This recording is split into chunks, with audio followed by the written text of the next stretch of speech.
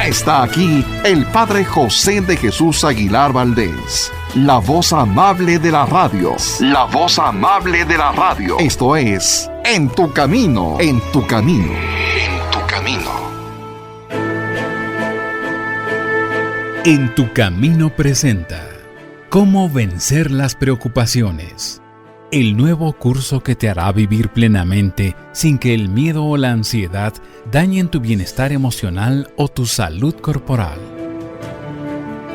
Quédate y juntos con el Padre José aprendamos cómo vencer las preocupaciones.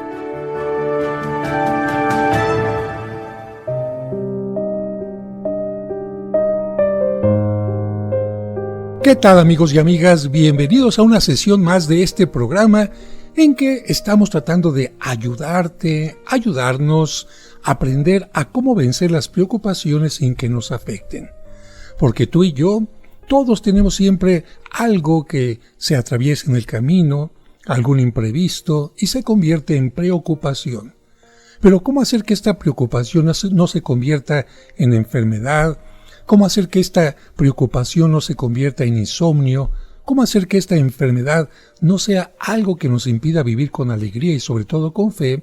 Esta es una tarea que tenemos que hacer todos.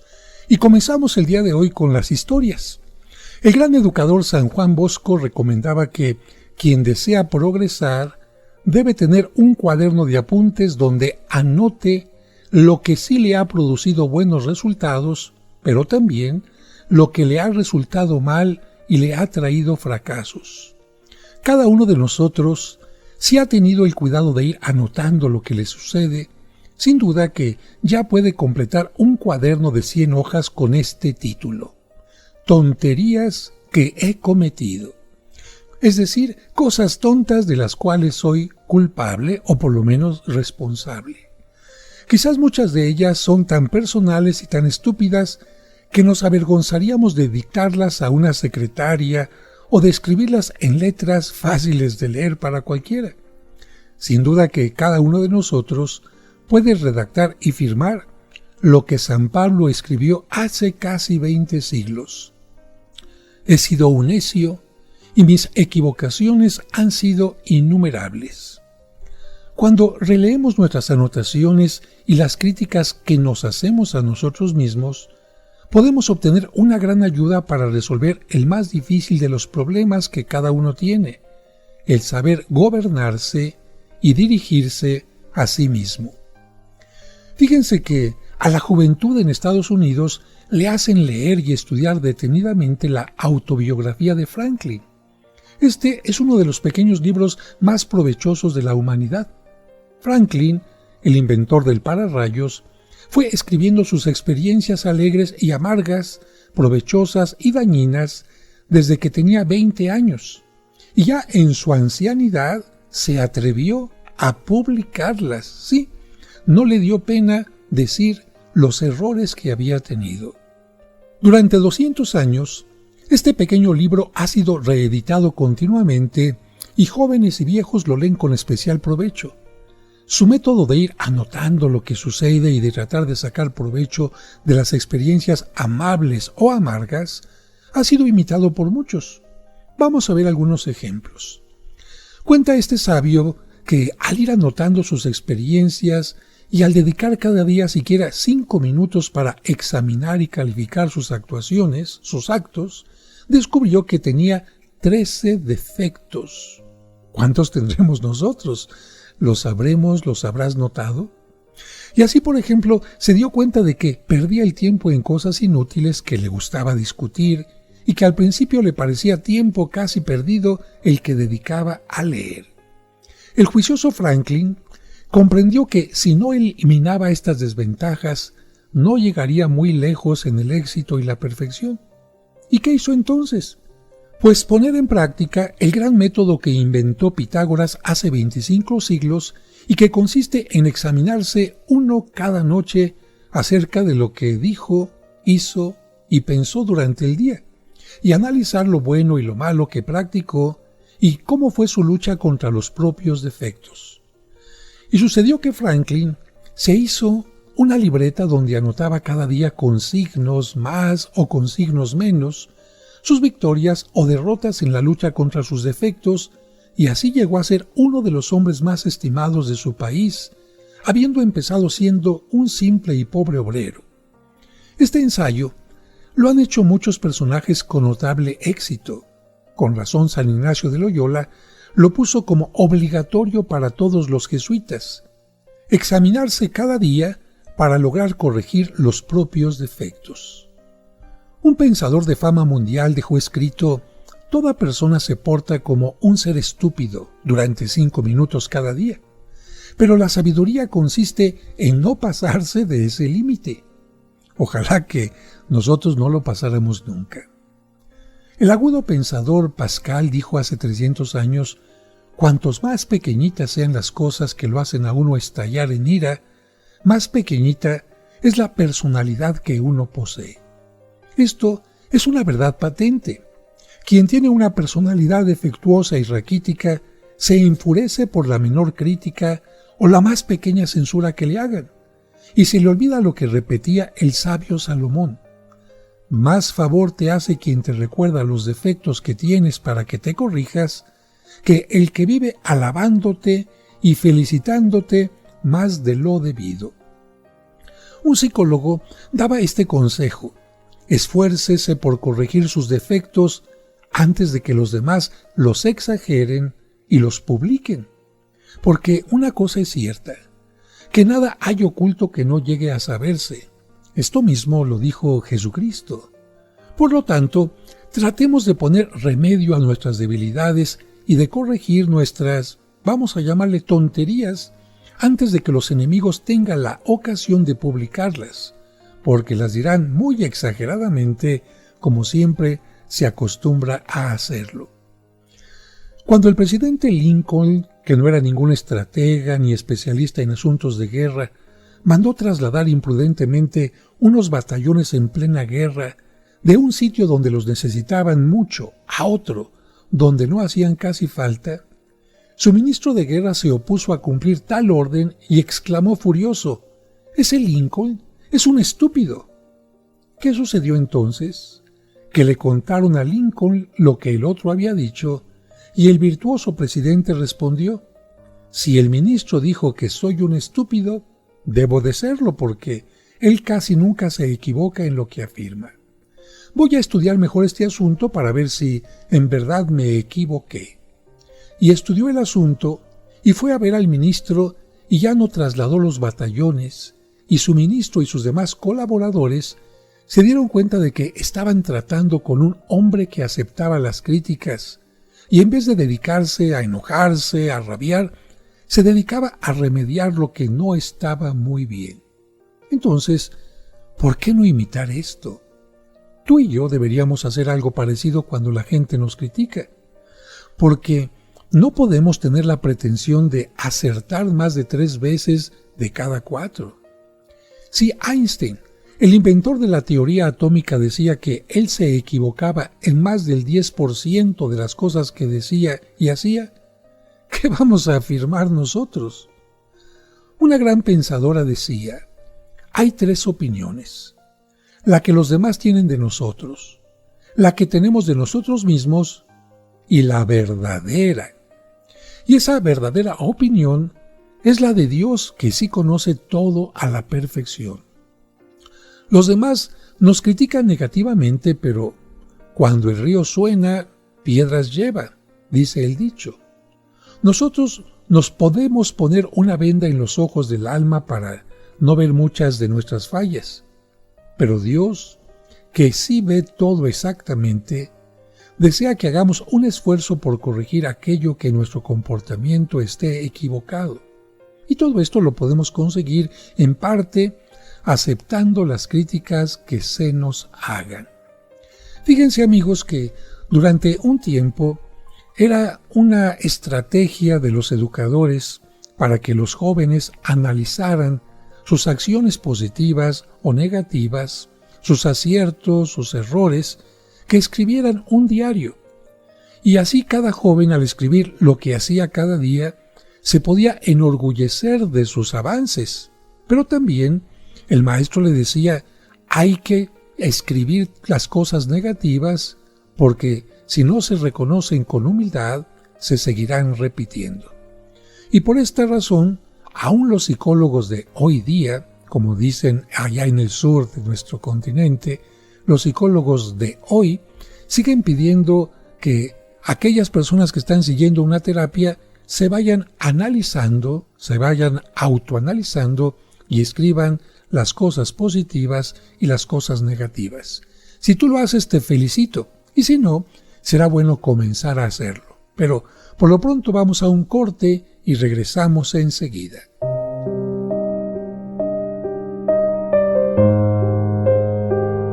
Hacemos una pausa y enseguida regresamos con el curso Cómo vencer las preocupaciones. Aquí en tu camino.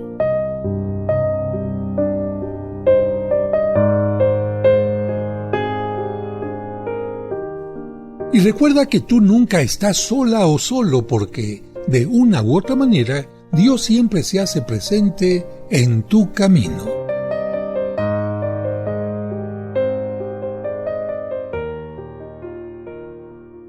En tu camino, un programa para encontrar la meta.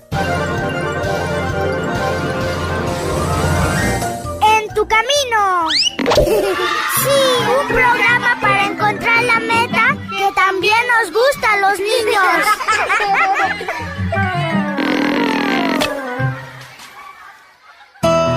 Seguimos acompañándote en tu camino. Ya volvemos después de la pausa.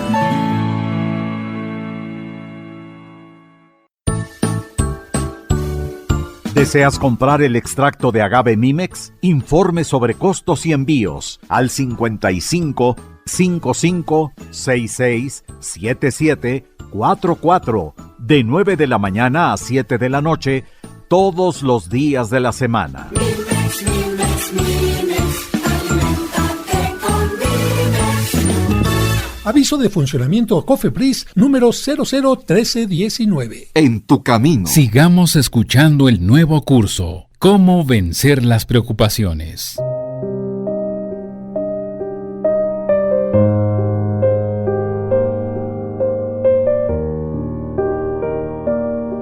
Muchas gracias por continuar con nosotros.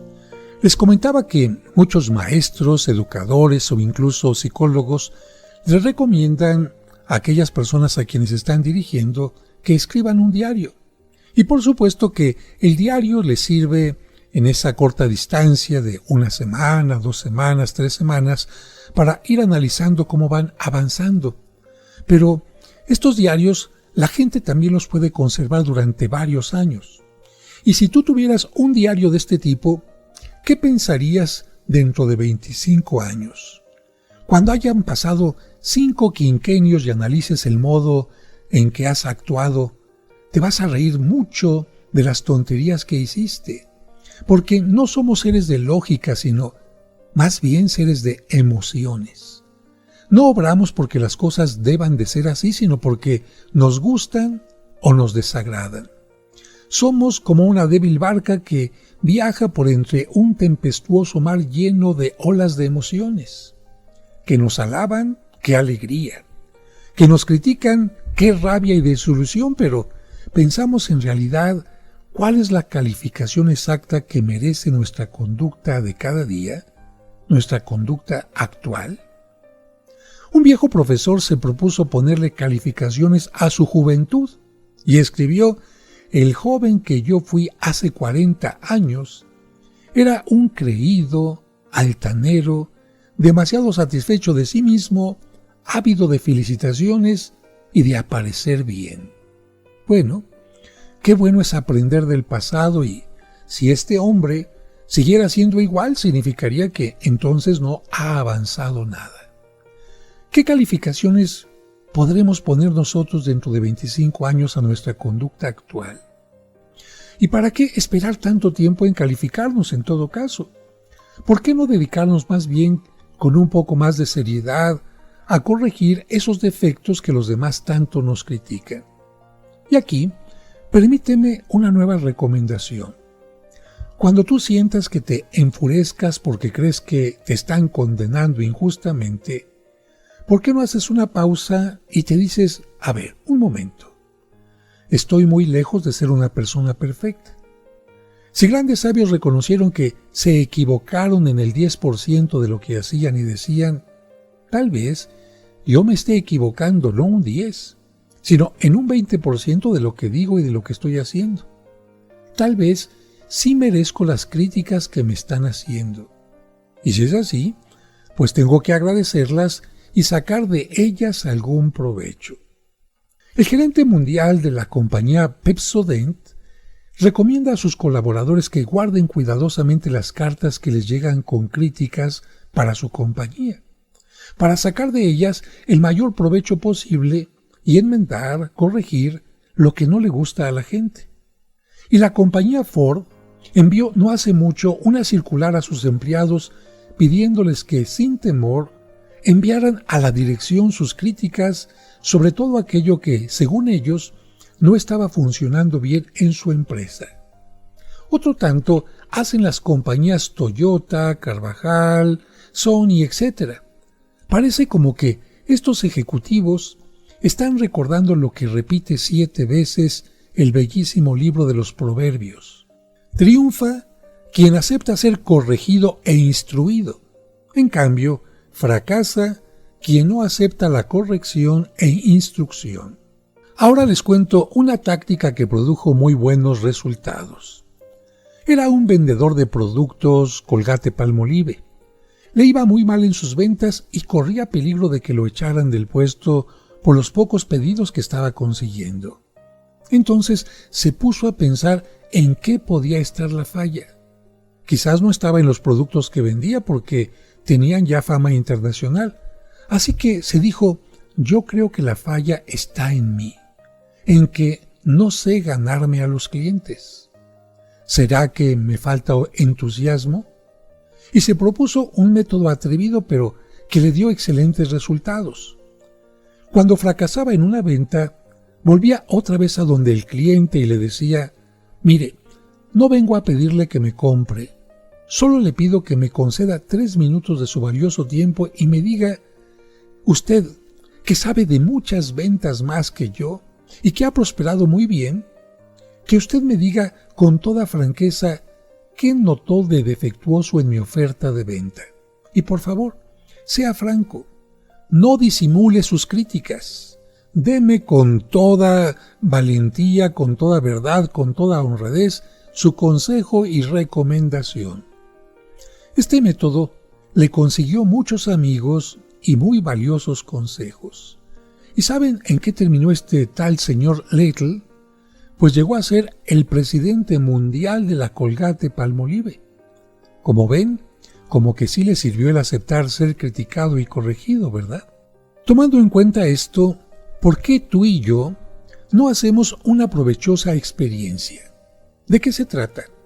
Detenernos un poquito y compararnos con estos tipos que han aprovechado todo lo que acabamos de descubrir, como el de Pepsodent o el de la Ford o el de Colgate, o con el viejo profesor que calificaba su vida antigua, o bien con otros casos que nosotros conocemos y preguntémonos si en verdad pertenecemos al grupo de personas que aceptan la crítica para crecer y progresar. Conclusión de esta primera parte del programa. Para que las críticas no me preocupen, me criticaré a mí mismo antes que los demás tengan que dedicarse a publicar sus críticas contra mí. Llevaré una lista de tonterías que he hecho para tratar de no repetirlas. No pretenderé que soy alguien que nunca se equivoca. Quizás hasta en un 20% estoy cometiendo errores. Pediré a otros sus críticas imparciales y constructivas, claro, si es que mi orgullo es capaz de soportarlas, y de esta manera iré creciendo cada día y venciendo mis preocupaciones. Y yo creo que a esto le podríamos añadir lo que decía Salomón. Triunfa quien acepta ser corregido, fracasa el que no acepta la corrección. Y hasta ahora hemos avanzado mucho en esto de las críticas y por lo tanto Voy a hacer un pequeño resumen de cómo evitar que las críticas nos preocupen. Regla número 1. La crítica es una alabanza disfrazada. Significa que merecemos que hablen de nosotros, porque nadie tira piedras a un perro muerto. Regla número 2. Ya que no podemos hacer que no llueva, entonces abramos el paraguas para que el agua no se nos meta por la nuca. Es decir, conseguir una santa indiferencia. Hagamos el bien lo mejor que podamos y dejemos que hable la gente. Nadie es más porque le alaban, ni tampoco menos porque le critiquen. Regla número 3. Hagamos una lista de las tonterías que hemos cometido y critiquémonos nosotros mismos antes de que los demás tengan que publicar sus críticas contra nosotros. Aceptar que cada uno se equivoca, quizás un 20% de lo que hace y dice. Pedir a otros crítica imparcial y constructiva y pedir a Dios la fortaleza y la suficiente humildad para ser capaces de aceptarla. Como dice la Sagrada Escritura, quien acepta ser corregido e instruido podrá llegar a la sabiduría y al éxito. Como ven, amigas, amigos, poco a poco vamos avanzando en nuestras reflexiones que nos ayuden a enfrentar las preocupaciones. Y en el siguiente bloque voy a empezar a tratar el tema de la fatiga, porque la fatiga también impide que demos lo mejor de nosotros mismos. Y a propósito de esto les cuento este chiste, y tiene que ver con lo que tú y yo hacemos cada día. Si le estamos dedicando tiempo al descanso, si estamos gozando de nuestro trabajo, o simplemente vivimos como máquinas.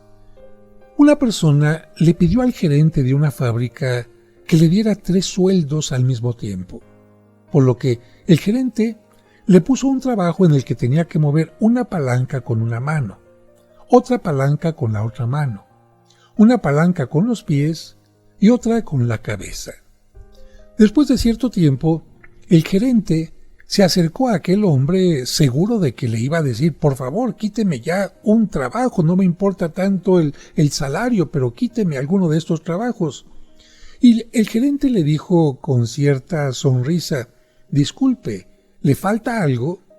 Y aquel obrero le respondió: sí, me falta algo, que me amarren una escoba a la espalda para ir barriendo de una vez la habitación y así ganar otro sueldo. Aunque esto parece un chiste, lamentablemente hay muchas personas que piensan únicamente en trabajar, en ganar un sueldo, y no piensan en gozar la vida, no piensan en su familia, no piensan en su salud. Y claro, tanta fatiga traerá como resultado, tarde o temprano, enojos, traerá rompimientos con la pareja, traerá falta de diálogo con la familia e incluso, por qué no decirlo, la muerte. Creo que a partir del siguiente bloque estaremos hablando precisamente de cómo añadir 1 hora diaria a nuestra vida activa, pero sin fatigarnos y sin hacer más de la cuenta. Regresamos enseguida.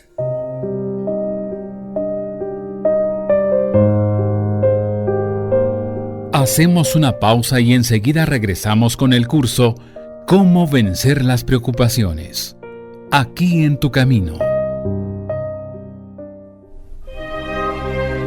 Mayo es el mes dedicado a las mamás. Y si tú quieres que se aplique todo un mes de misas por tu mamá difunta, para dar gracias por sus beneficios y pedir por su eterno descanso, puedes solicitar las misas gregorianas en la parroquia de San Cosme y San Damián.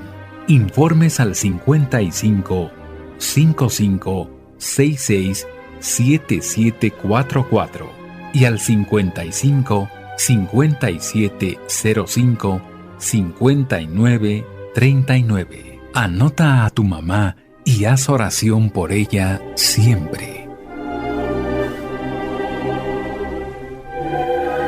En tu camino, un programa para encontrar la meta.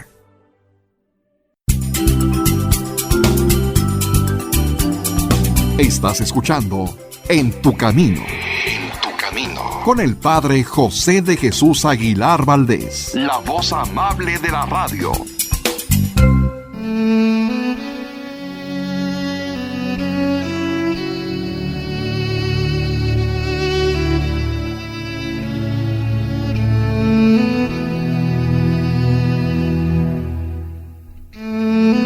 Visita, Señor, esta habitación, esta casa, este lugar, esta oficina, y ahuyenta de ella todas las acechanzas del enemigo.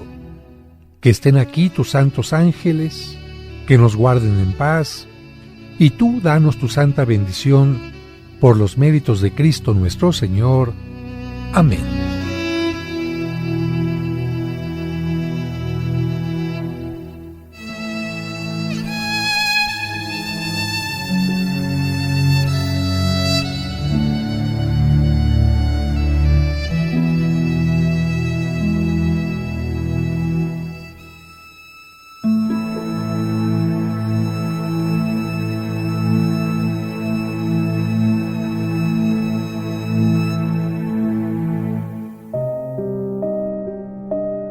Muchas gracias por continuar con nosotros.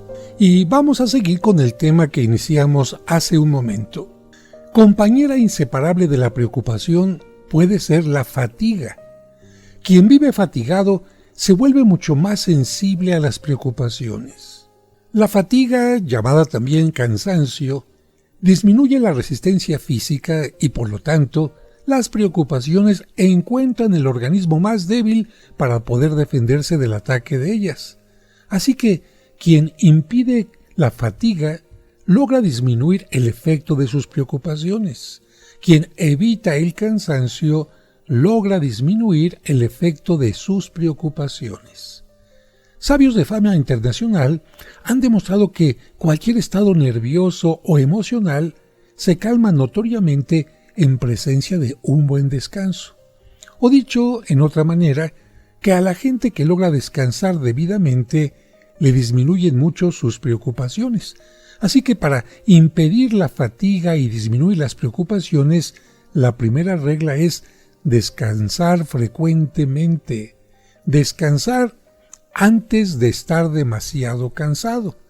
Así como dicen que hay que tomar agua antes de tener sed, porque esto significa que ya estás deshidratado, también hay que descansar antes de estar demasiado cansado o cansada.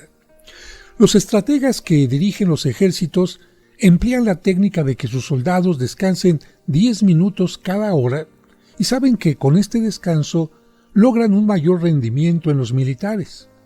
Algo parecido hacen en el fútbol con un descanso después de 45 minutos de juego, y en básquet y en el boxeo, en el cual después de cada round descansan un poco. ¿Esto sirve para qué? Para renovar fuerzas, para responder a lo que las circunstancias nos están pidiendo en cada momento. Cuando éramos jóvenes estudiantes, era frecuente ver a dos alumnos que se enfrentaban a golpes por cualquier ofensa, por pequeña que fuera.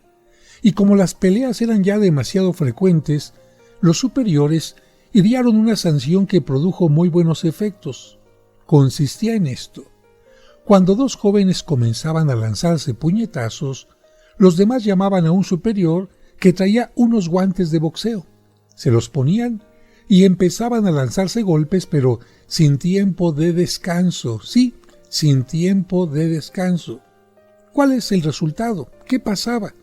Que a los 20 minutos y a veces antes, los dos peleadores estaban totalmente fatigados, pero con el agravante de que el que dejara de lanzar guantazos era golpeado por el adversario y tenían que pedir que cesara la pelea.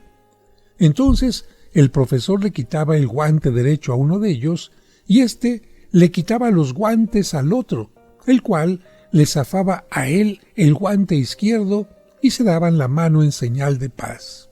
Curiosamente, a los 8 días de haber entronizado esta costumbre, desaparecieron las peleas a puños porque nadie deseaba tener que golpearse, que batirse a guantazos contra otro durante 20 minutos o más sin un solo minuto de intermedio para descansar. Y es que luchar sin descansar ocasiona un desgaste terrible.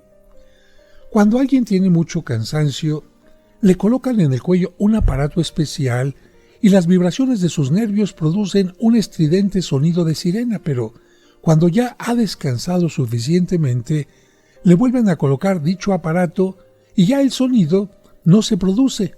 ¿Por qué? porque las vibraciones de sus nervios se han calmado. Y este experimento lleva a pensar que si la gente descansara más, su nerviosismo sería muchísimo menor y por tanto sus preocupaciones disminuirían. Y ahora vamos a contar algunas historias a propósito de esto.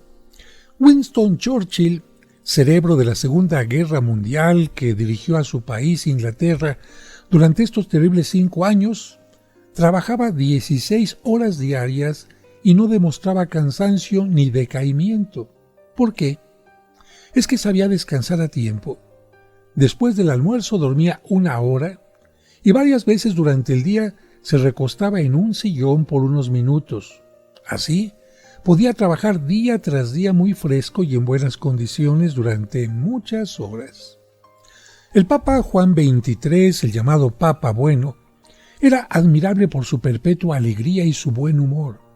Alguien le preguntó cómo podía vivir tan tranquilo con una carga tan difícil como la que él tenía que ejercer, y respondió: miren, yo cada día después del almuerzo me recuesto en un cómodo sofá y duermo un rato. Este descanso me sirve para mantenerme alegre y descansado toda la tarde. Cuando la novia del famoso hombre de negocios Rockefeller Jr. le comunicó a su madre que pensaba casarse con John, la futura suegra le dijo: no te cases con ese perezoso porque me han dicho que durante varias veces al día se echa en un sillón a perder el tiempo. Sin embargo, la muchacha se casó. Y después supo cuál era el secreto de Rockefeller. Durante varias veces durante el día descansaba solamente unos minutos tranquilamente en un sillón antes de estar demasiado cansado, y así lograba mantener sus fuerzas, energías y buen humor para seguir trabajando con eficiencia. Muchas veces lograremos con solo 5 minutos de descanso trabajar varias horas fuertemente. Algunos famosos jugadores han declarado que si no se dedican unos minutos a descansar entre juego y juego, se sienten luego completamente fatigados y ya no rinden lo suficiente. La esposa de un presidente de la nación les explicaba así a sus amigas cómo lograba estar de buen humor, de buen genio en sus numerosas reuniones. Así se los decía: me acomodo en un sofá, cierro los ojos y descanso durante 15 minutos. Luego ya estoy de buen talante para ir a charlar con todas las personas. A Henry Ford, el magnate del automovilismo, le preguntó a un periodista cuál era su secreto para poder trabajar tanto sin manifestar cansancio, y esta fue su respuesta: nunca estoy de pie cuando puedo estar sentado, y nunca estoy sentado cuando puedo estar recostado. Y muchas veces atendía las consultas de sus ayudantes recostado plácidamente en un cómodo sillón, como descansando. Ahora hablemos de la fórmula de Einstein. A este famoso sabio le preguntaron cuál era su fórmula para producir excelentes rendimientos, y la explicó así: mi fórmula es trabajar mucho, callarme la boca y descansar a tiempo. Otra historia más. Chetok, célebre actor de cine, cuenta que en sus primeros años de actuación se hallaba muy deprimido. Probó de todo: tónicos, medicinas, vitaminas, suplementos. Nada le servía hasta que al fin un buen amigo le dijo: te propongo una fórmula. Concédete una vacación, un momento de descanso, varias veces al día. Cada día aparta unos minutos para descansar.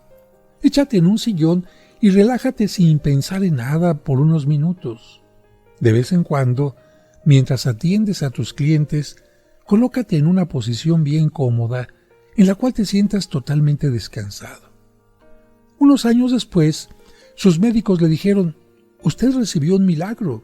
¿Quién se lo hizo?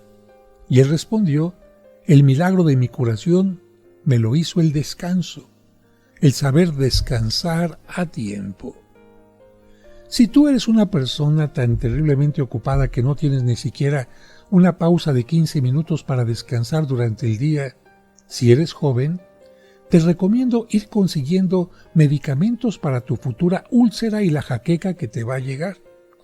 Pero si ya cumpliste los 50, compra todos los seguros de vida que puedas conseguir porque los entierros cuestan muy caros y llegan muy inesperadamente para los que no tienen tiempo para darse un descanso. Y a sus familiares les conviene que tú les dejes alguna herencia para cobrar tan pronto como tu cansancio te mande a la eternidad. Yo espero que este consejo no sea para ti, que tú no seas de esas personas que se la pasan todo el tiempo trabajando, fatigándose, haciendo que las preocupaciones se lo acaben poco a poco. Espero que seas de esas personas que, como lo pide el mandamiento, por lo menos un día a la semana lo dediques al descanso y a la oración. Regresamos enseguida. Hacemos una pausa y enseguida regresamos con el curso Cómo vencer las preocupaciones. Aquí en tu camino. En tu camino. Sí, un programa para encontrar la meta que también nos gusta a los niños.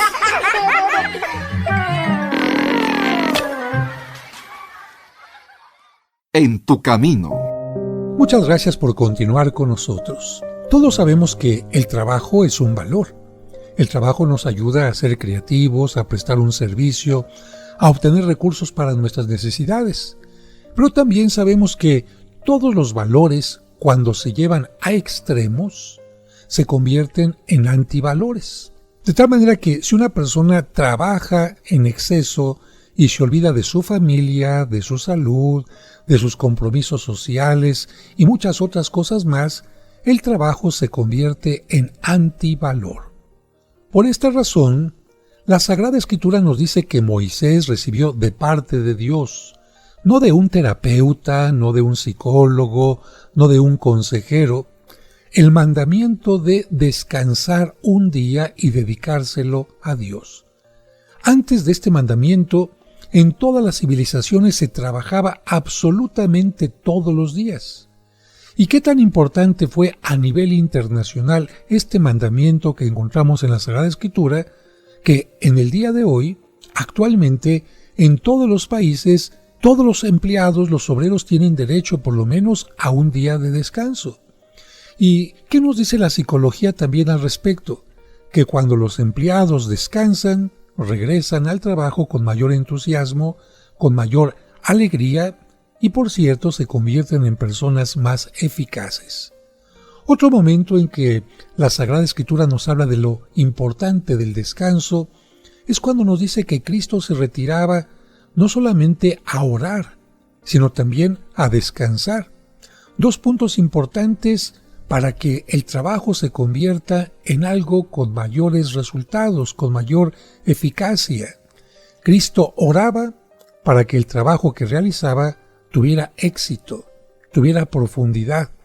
Pero Cristo también descansaba para poder tener las fuerzas físicas necesarias para enfrentar lo que los distintos momentos del día le iban exigiendo. Así que Cristo se retiraba a descansar y con esto nos enseña la importancia del descanso. ¿Recuerdas que incluso en algunos momentos difíciles Cristo descansaba y hasta se quedaba dormido? Recuerda aquel momento en que los apóstoles tomaron una barca, ya era de noche, y empezó a soplar un viento muy fuerte. La barca se balanceaba para un lado y para el otro, ¿y Cristo cómo estaba? Cristo estaba dormido y descansando. Hasta los apóstoles tuvieron que gritarle y despertarlo para que les ayudara en aquella circunstancia. Y precisamente como Cristo estaba descansado y tranquilo, se levantó y con toda la fuerza de su poder dijo: «Detente, cálmate», y la tempestad se calmó. Así que si el mismo Cristo descansaba, tú y yo, que somos mucho menos que Cristo, ¿crees que no necesitamos descansar? En algunas ocasiones el descanso puede ser la solución para que estés menos estresado o menos estresada para platicar con tus hijos o con tu pareja, para tomar decisiones, para poder comenzar la mañana con mayor entusiasmo, porque hay personas que apenas se están levantando de la cama y ya están cansadas. ¿Qué es lo que pasa? Seguramente tienen un cansancio acumulado. La Sagrada Escritura entonces nos enseña a descansar y ese día de descanso dedicárselo a Dios de distintas maneras, con el culto, asistiendo a la Santa Misa, a nuestras reuniones dominicales, pero también compartiendo y conviviendo con la familia y poniendo atención a las cosas que necesita el hogar. A propósito de esto, te voy a leer 2 números del Catecismo de la Iglesia Católica. Este catecismo publicado por Juan Pablo II, que trata de responder a muchas preguntas que en el tiempo en que se publicó existían para la Iglesia. Número 2184. Así como Dios cesó el séptimo día de toda la tarea que había hecho en la creación, así también la vida humana sigue un ritmo de trabajo y descanso.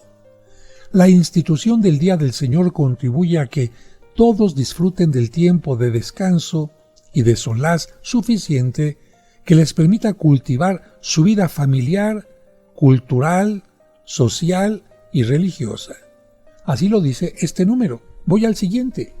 2185. Durante el domingo y las otras fiestas de precepto, los fieles se abstendrán de entregarse a trabajos o actividades que impidan el culto debido a Dios. La alegría propia del Día del Señor, la práctica de las obras de misericordia, el descanso necesario del espíritu y del cuerpo, las necesidades familiares o una gran utilidad social constituyen excusas legítimas respecto al precepto del descanso dominical. Los fieles deben cuidar de que legítimas excusas no introduzcan hábitos perjudiciales a la religión, a la vida de familia y a la salud. Como puedes ver, el catecismo nos explica que el descanso incluye no solamente el culto a Dios, sino también a obras de misericordia, al descanso necesario del espíritu y del cuerpo, y también a responder a algunas necesidades familiares. Y aquí me detengo un poquito. ¿Por qué? Porque también la familia puede ir teniendo problemas que, si no se atienden, como una bola de nieve pequeñita, van creciendo y creciendo y creciendo y haciéndose grandes. ¿Qué es mejor? Que ese día de descanso tú atiendas a tu hijo que empieza con un problema, escuches a tu esposa que empieza con un problema, escuches a tus padres que empiezan con un problema, dialoguen, platiquen, convivan, o esperar a que el problema se haya hecho ya tan grande que no necesites un día, sino a lo mejor muchos días o muchas semanas, porque el problema se hizo gravísimo y tú lo podías haber detenido a tiempo. El descanso es importante. A mí me llama mucho la atención cuando viajo a Israel, y esto lo hago constantemente con los grupos de peregrinación, que estando allá, llega el día del descanso, ya desde el viernes por la tarde, y ves que los judíos no pueden caminar más de cierta distancia, no pueden manejar su auto, fíjate, no pueden ni deben cocinar ese día, tienen que haber preparado un día antes todo, no pueden encender fuego incluso, no pueden hacer determinadas cosas. ¿Por qué? Porque la ley que ellos siguen muy firmemente dice: necesitas descansar. Pero no solamente eso me llama la atención, sino que tú ves a las familias que van caminando a la sinagoga, o en el caso de Jerusalén, al gran muro de las Lamentaciones, tomados de la mano, platicando, sin correr, caminando a gusto, abrazándose. Y cuando los ves que están comiendo, porque algunos de ellos salen a comer a algunos hoteles precisamente para no preparar nada, y los hoteles son atendidos por musulmanes, para ellos el día del descanso es el lunes y no el sábado, los ves ahí gozando los alimentos, nada de masticar a la carrera, nada de comerse la sopa y luego el guisado, no, gozando, platicando, orando, cantando. Ojalá esto sucediera en las familias de México, pero lamentablemente muchas familias ya ni siquiera por necesidad, sino por costumbre de ganar más dinero, el domingo el papá y la mamá salen a trabajar, los hijos se quedan ahí medio descuidados, y si esto hacen el domingo, los demás días de la semana, ¿en qué momento se encuentran para platicar, para resolver sus diferencias o problemas? No hay oportunidad.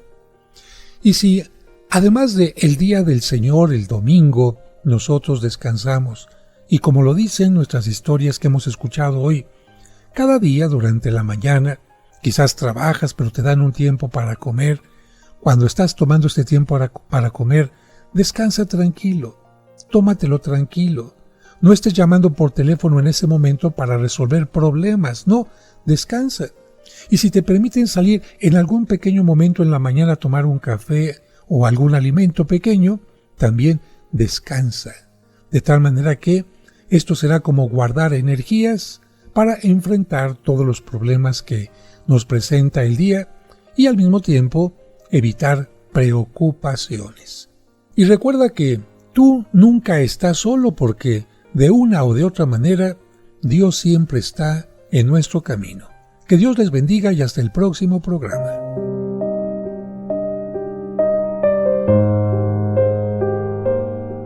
Mañana continuaremos con el curso Cómo vencer las preocupaciones. No lo olvides, te esperamos.